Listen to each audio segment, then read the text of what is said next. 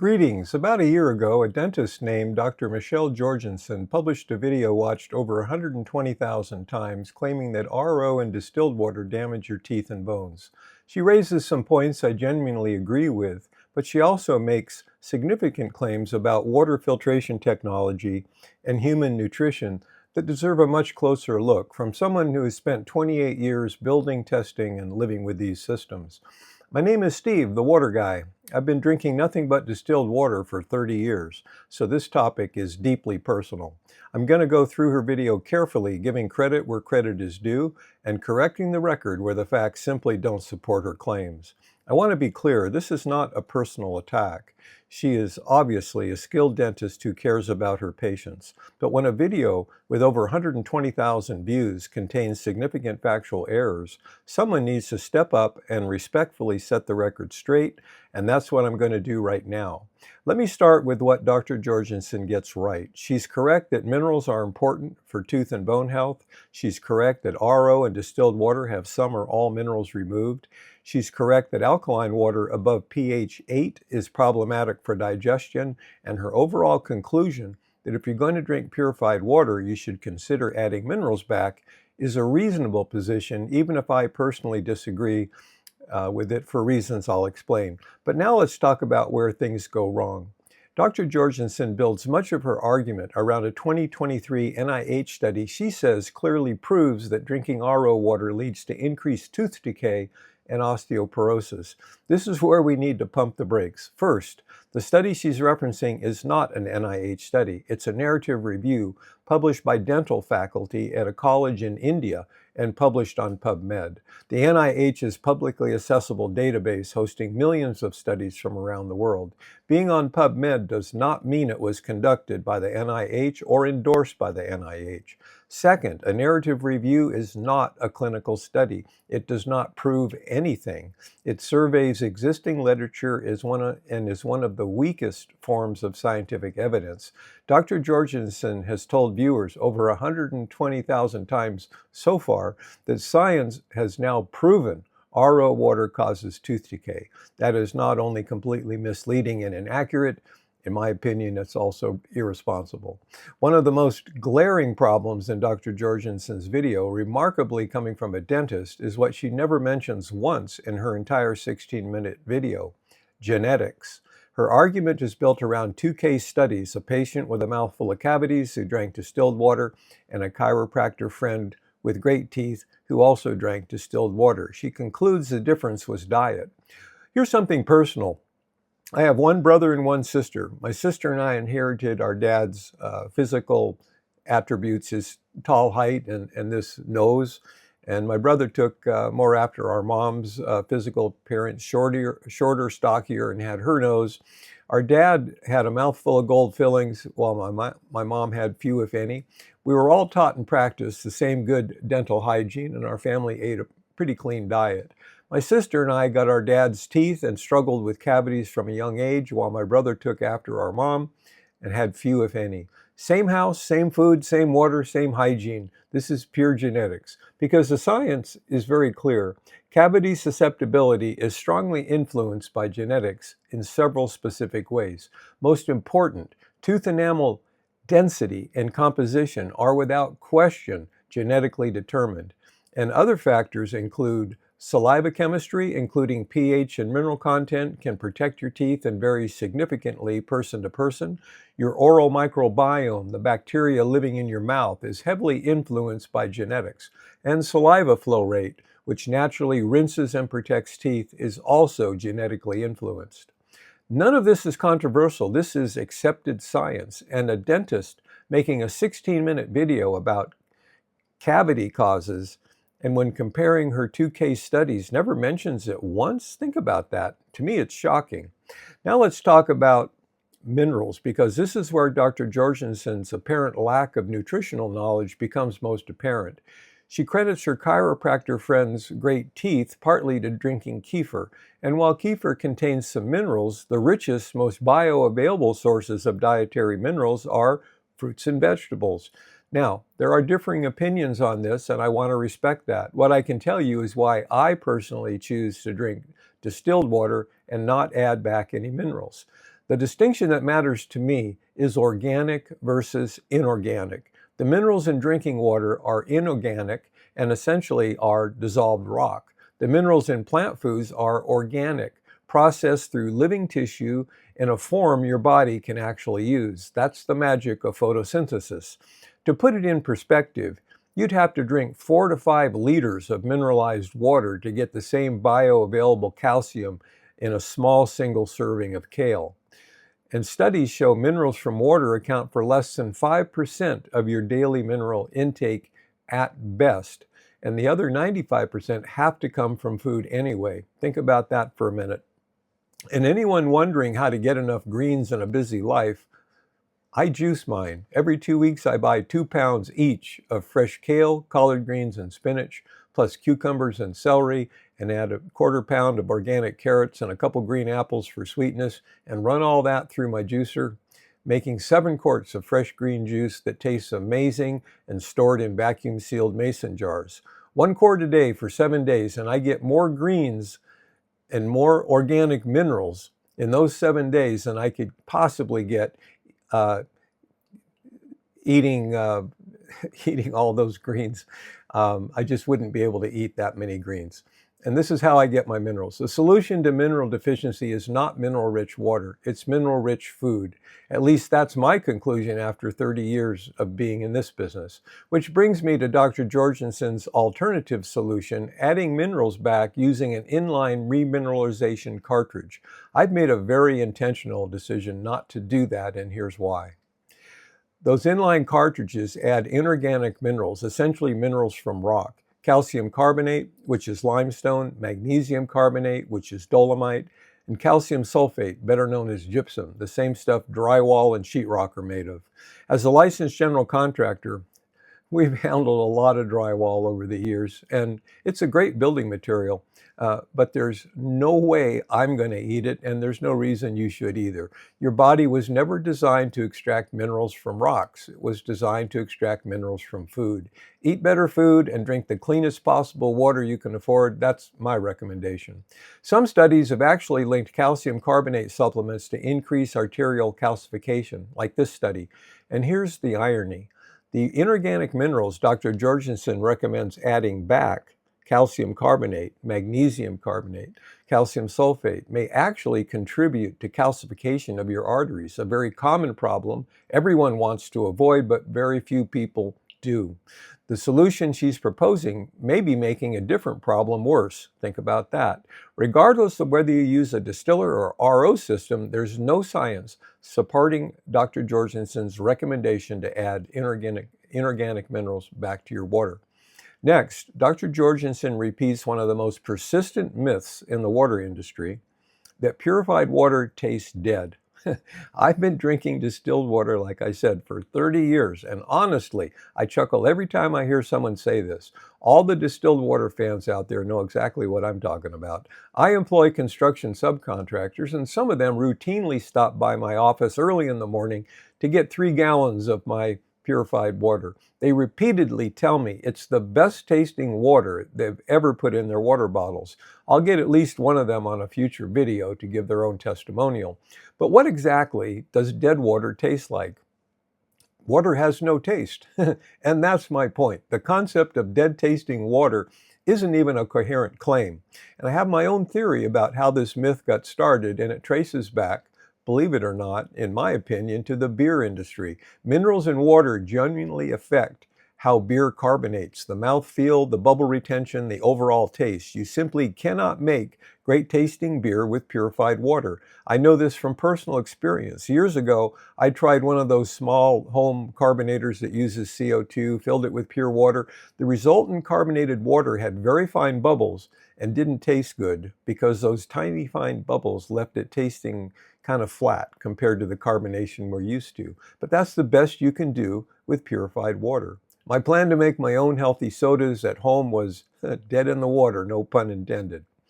You simply cannot get good carbonation without minerals present. That's chemistry and not opinion. So when Coors used to say it's the Rocky Mountain spring water that makes the difference, they weren't kidding.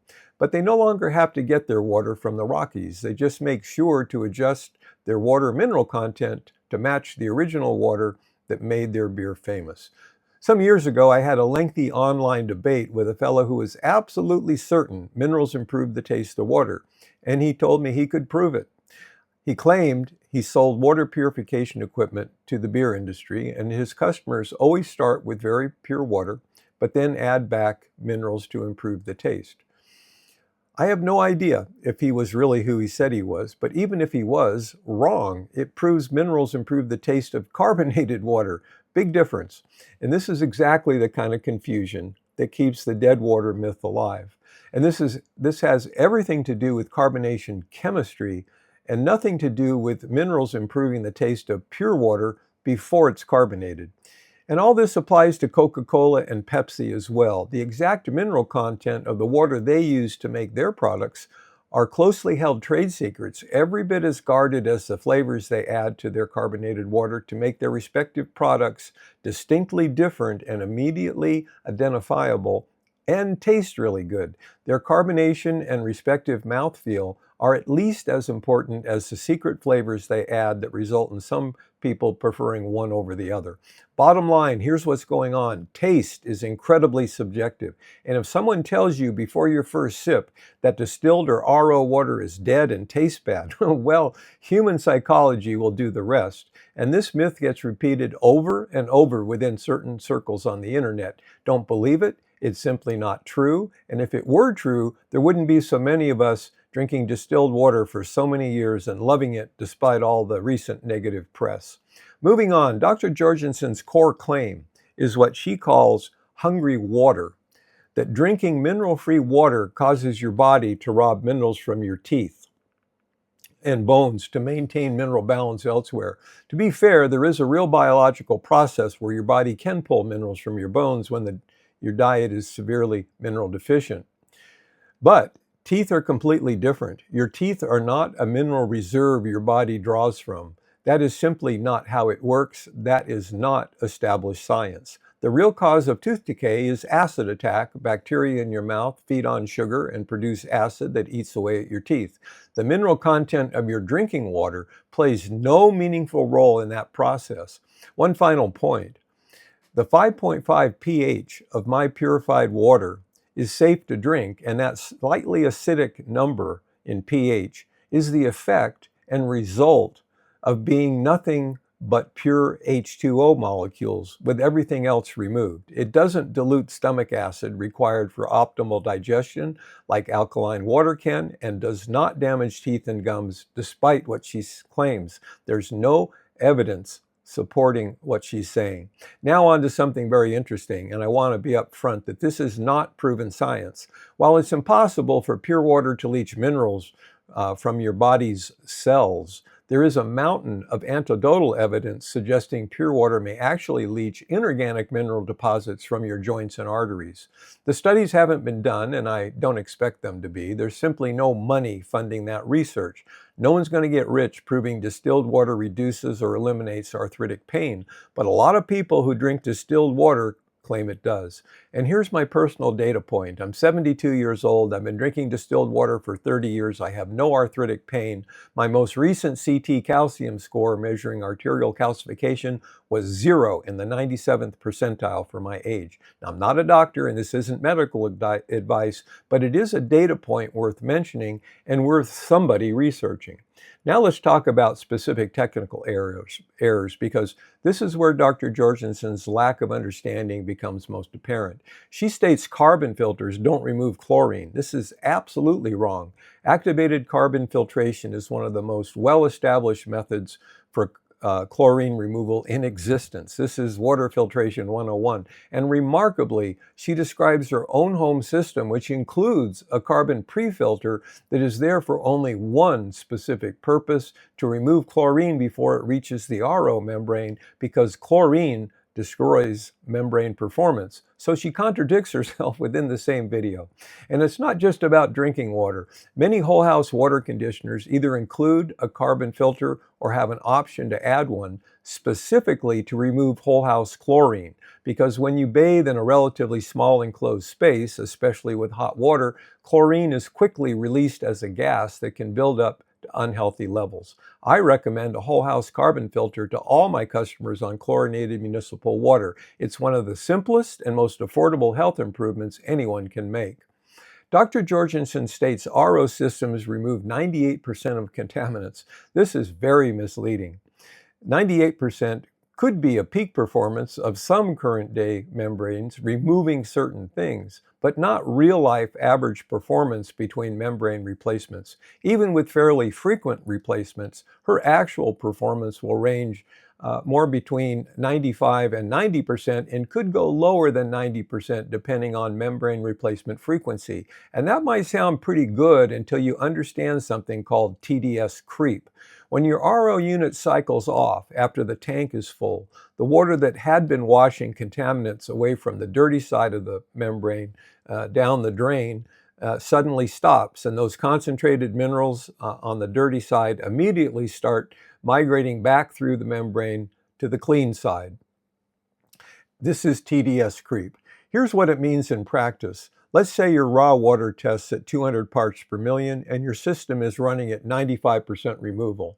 That means 5% of what's in the water is not being removed, and that produces 10 parts per million water. 5% of 200 is 10. When the unit shuts off and sits idle, even for just a couple hours, never mind overnight, TDS creep happens. When you turn it back on, the first water off the clean side of the membrane can be as dirty as your raw water, in this example, 200 parts per million. As the unit runs, it gradually improves back to producing 10 parts per million. But that can take 5 minutes or so, and all that high TDS water goes straight into your storage tank. It's not uncommon for TDS creep to fairly quickly degrade the water quality in your storage tank, in this example from 10 parts per million to as high as 50 parts per million. Because TDS creep can happen multiple times a day and does happen day after day, month after month, meaning instead of 95% removal, you could be getting only 75%, and even less if you're not dumping the entire tank at least once a week or once a month. We call it TDS creep because every time it cycles, the TDS number creeps up a little bit higher. I wish Dr. Jorgensen was operating at 98% removal, but she's not, and she's far from it. Even worse, once she added that remineralization cartridge, she can no longer easily evaluate her system's performance or measure the cumulative TDS creep that is unknowingly and significantly degrading the purity of the water she thinks her system is making. I'd love to make a video showing you exactly how to use a pocket TDS meter to measure your own TDS creep and perform simple, easy tests to learn how efficient your system is and simple things you can do to improve its performance. Let me know in the comments if you'd like that, and I'll make it happen. Dr. Jorgensen added UV and ozone to her system, both designed to kill biological contaminants. But when your water is chlorinated, that chlorine already kills all bacteria and viruses. So wait a minute. This is a little odd if you think about it. If chlorinated water is free of biological contaminants, why are there so many of these UV and ozone options showing up everywhere on undersink ROs, like the one she uses?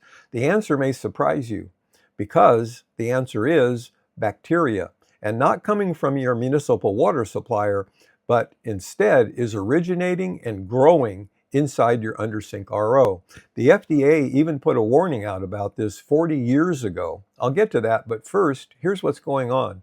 Remember when I was explaining TDS creep? When the unit shuts off, the high concentration of contaminants on the dirty side of the membrane migrate back to the clean side. Bottom line, whenever your unit shuts off, the high buildup of contaminants are no longer being washed down the drain, and the membrane sits stagnant and dirty night after night, week after week, month after month, year after year, and you essentially have a bacteria breeding machine. Some of the folks selling undersink ROs know this and see a justifiable opportunity to make some extra coin and are more than happy to provide the bacteria protection of that UV and ozone offer. Stay tuned. In just a minute, I'll share something very important if you want these options to actually protect you from the RO bacteria. Doesn't necessarily do that by itself. When I got into this business, I started out selling an amazing water-cooled automatic electric steam distiller because it made the purest possible water much better for me than RO, and was the system I used at home that I absolutely loved because of its reduced maintenance and the fresh, clean taste of its water. I didn't know anything about ROs when I first got started, but I noticed whenever I sold one of those units locally, it was always to someone or a family with an existing undersink RO. And without exception, everyone I sold to were getting rid of their RO unit because, according to them, their water no longer tasted as good as it used to. They'd given up on membrane and filter replacements because that no longer solved the water taste issue they had. In hindsight now, it's easy to connect the dots. There's no question in my mind there's a secondary problem to RO bacteria. It adds flavor to your RO water you definitely don't want. Now back to Dr. Jorgensen's undersink RO. The optional UV and ozone can protect you from the bugs she's always talking about, in this case coming from inside her RO. But unless the installer also added an inline carbon block filter between the storage tank and the RO faucet, she's not totally protected from bacteria as you'd expect. The UV and ozone kill the bacteria, but without the extra carbon block filter, her RO tank will still be flavored by dead bacteria. And that's why it's important that you put that carbon block filter in. And when it comes to RO water tasting bad, I'm guessing that dead bacteria may be worse than live bacteria as far as that goes. Who knows? I remember doing an in-home estimate, and this poor woman was practically in tears. She had just had her RO unit serviced again a few days earlier before I showed up, and she told me again it didn't improve the taste. She knew her RO water didn't taste good, and no one could help her. Sanitizing her RO unit should have solved the problem, and I've often wondered if whoever was serving her unit, knowing her complaint, had probably already done that, but didn't realize he would also have to sanitize the distribution line from the storage tank all the way back to the RO faucet, where the bacteria population can thrive and grow on its own after it's left your RO unit. You can sanitize and eliminate bacteria in the RO unit and still have an active bacteria problem living in the line supplying your RO faucet that continues to flavor your water. Likely that's what was happening to this woman, because the FDA has documented that bacteria can grow through RO membranes and multiply in pipes downstream. The FDA documented this in 1980, citing CDC research confirming that bacteria can grow right through membranes and that periodic disinfection of the entire system is not optional. Their word was essential. That warning was written for the pharmaceutical and industrial RO systems, which is exactly why you've never heard it before. But if bacteria is serious enough to warrant an FDA warning in a professional maintained industrial setting, imagine what's happening inside your undersink RO that sits stagnant most of the time and never gets sanitized. Which brings me to the topic of the water purifier I currently use that matches or exceeds water distiller performance without boiling any water, and has no TDS creep, and has none of the bacteria problems just mentioned. In my first video, I mentioned a very innovative water-cooled automatic electric steam distiller that launched my water business nearly 30 years ago.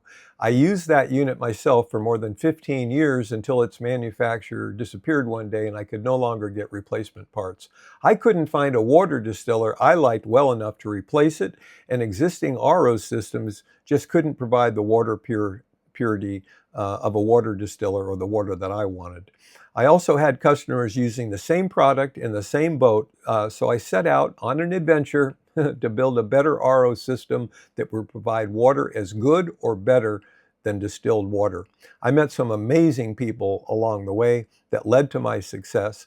I never could have done this alone, but now, 10 years later, I finally have my water purifier I call the Steamless Distiller, marketed as the SD5. SD stands for Steamless Distiller, and it's SD5 because the unit requires the use of 5 RO membranes. An earlier version used 3 membranes, but required 2 stages of DI media to match water distiller performance. 5 really was the magic number, and wait until you hear what that number did. It cuts lost water to only a half gallon per gallon of purified water produced, compared to today's under-sink ROs that put 5 to 15 gallons down the drain for every 1 gallon added to the storage tank. If your RO doesn't have a booster pump, you're in the 10 to 15 gallon range. That means the SD5 is 20 to 30 times more water efficient. Think about that.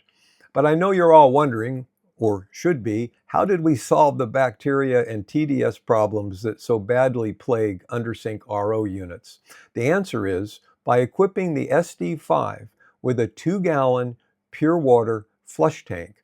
This dedicated separate tank full of purified water backwashes all 5 of the SD5's 5 RO membranes with purified water every time the unit cycles off. This always leaves the membranes clean before the unit sits idle and stagnant between cycles. That means the SD5 is not the bacteria breeding machine undersink ROs are. And clean membranes also reduce TDS creep so significantly it becomes a non-issue for our system. But the proof is in the numbers. Whenever I test the water in my 14-gallon storage tank, I get the same reading as displayed on the unit's digital meter. When this picture was taken over a year ago, I measured 1 part per million in the storage tank. And right before making this video, I tested the tank again, and as you can see, it's still 1 part per million. No measurable TDS creep. And I've never dumped the tank in over a year since before the first picture was taken to achieve this amazing performance. The SD5 serves everyone from the health-conscious homeowner, pure enough for CPAP machines, to medical and dental offices requiring less than 3 part per million purified water to meet or exceed their autoclave machine manufacturers' water quality requirements, all the way to laboratory-grade water when equipped with our optional 2-stage DI. The DI option is also available for homeowners and businesses with difficult well water or other unusual circumstances. For most installations using municipal water, the SD5 will consistently deliver 3 parts per million or less between membrane replacement. There's simply nothing better on the market today if you want to make your own pure water as good or better than steam distilled. And I've been drinking this water myself now for over 2 years as I finalize my complete exhaustive testing. It's priced just a bit more than a large capacity air-cooled automatic electric steam distiller, but an absolute bargain by comparison because you can say goodbye to the high electricity operating costs and the hassle, labor, and expense of monthly boiler descaling and storage tank sanitizing. Anyone with one of those units would be far better off with this, and it produces up to 75 gallons a day with no proprietary filters or cartridges required. Replacement parts are common, inexpensive, and widely available. But buy them from me or find them all over the internet yourself. The choice is yours. And we offer free telephone support for anyone who wants to install and maintain the unit themselves or have your plumber do it. They're welcome to call us as well. This is a unit for you if you want minimum 99% removal with no TDS creep and no bacteria issues with dirt cheap maintenance and operating costs. Homeowners represent only a tiny fraction of our market compared to medical and dental offices, but I know there are high-end homeowners out there who want the same purified, great-tasting water I drink every day. If that's you, this is your system.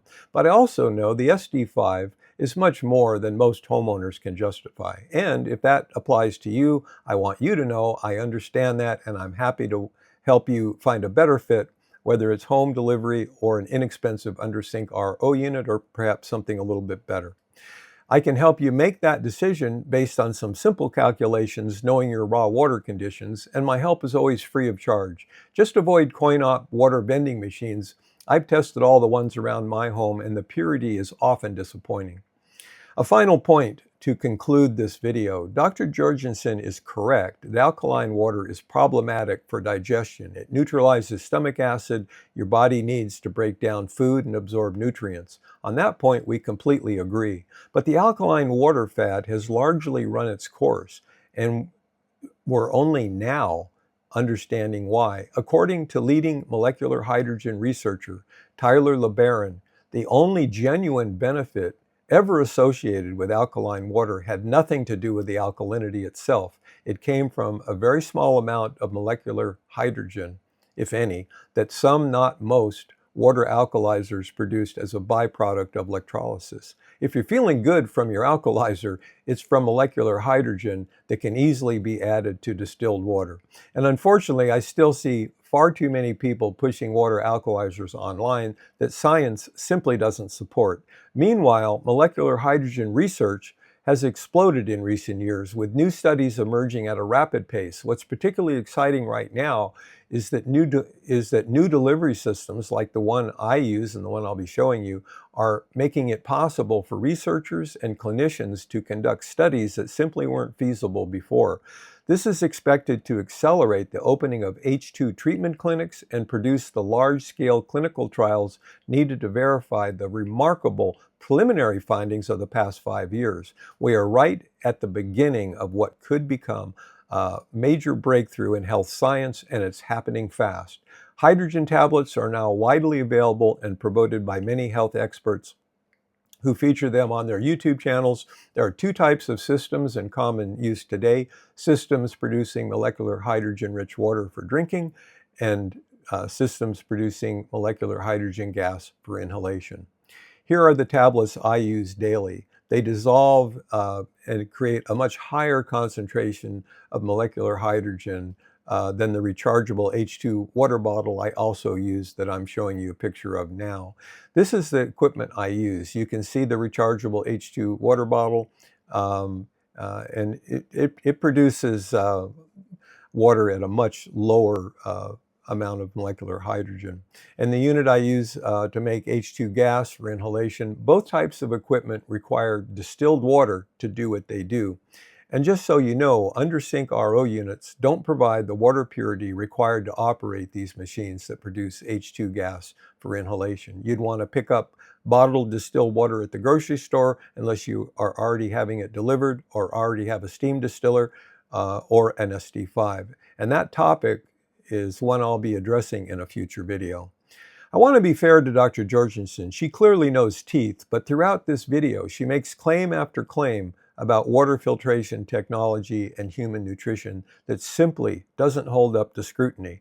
And when a video has been viewed over 120,000 times, accuracy matters.